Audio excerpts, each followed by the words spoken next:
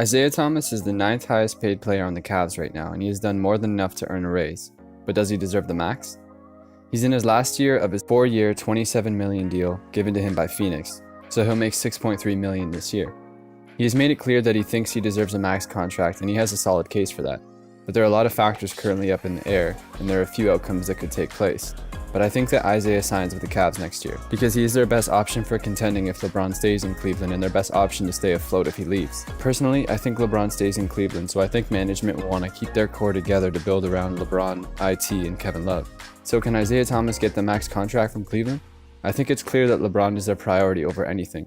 They're going to make sure that he gets the money he wants and the players that he wants around him. He's owed $35.6 million next year. So with one of the highest payrolls in the NBA, how are the Cavs going to give Isaiah Thomas the max without losing too many valuable pieces of their team? It's certain that Jeff Green will get much better offers than his 1-year, $2.3 million deal that he made with the Cavs. He's currently averaging 11 points, 3 rebounds, and 1 assist in 22 minutes per game, which is a huge improvement to his subpar season last year. That probably contributed to his small contract this year.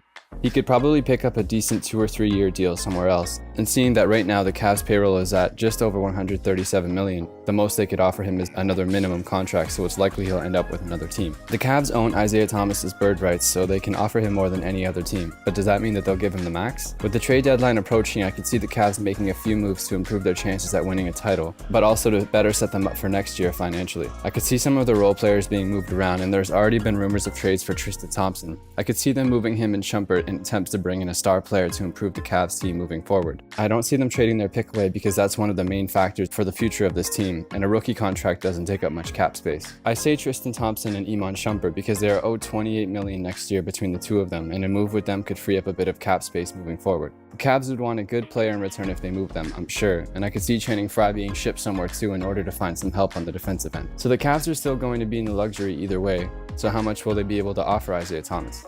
I would imagine that they would want to keep him for the long term. They own his bird rights, so they can offer him more than any other team, but the offers he receives from other teams will be affected by how he performs this season, how quickly he can bounce back, and how much of an impact he makes in the playoffs. The Cavs will be looking for him to return to his dominance in the fourth quarter, as well as his ability to perform in the crunch time, especially if he can be the closer that he is known to be. Isaiah Thomas is an elite player now, but he hasn't had that many elite seasons. He's been in the league 6 seasons, but I would say that his last 2 seasons were the only ones where he performed at an elite level, although he looks like he'll be able to continue to be elite for at least a few more seasons. So he is worth money for sure, despite being injury prone and lacking defensively. He definitely has solid years ahead of him. So I think that what the Cavs pay him will be based on what other teams offer him, and what other teams offer him will be based on how he performs for the rest of the season and into the playoffs. The reason I think it could differ is because if Isaiah Thomas gets back into form quickly and begins winning games for the Cavs and performs well in the playoffs, it can make a difference than if he has an okay season coming back from injury but isn't at his elite level yet. Either way, I think the Cavs offer him a contract, but it might be less than the max contract if other teams don't offer him a max contract. If other teams bring out the big guns, then the Cavs will too. So in the end, I think Isaiah ends up with a max contract or really close to the max contract. And if he gets back to his old form and can be the closer that the Cavs need, and the Cavs maybe get some help on the defensive end, with LeBron James there, they could definitely still contend for the next couple years.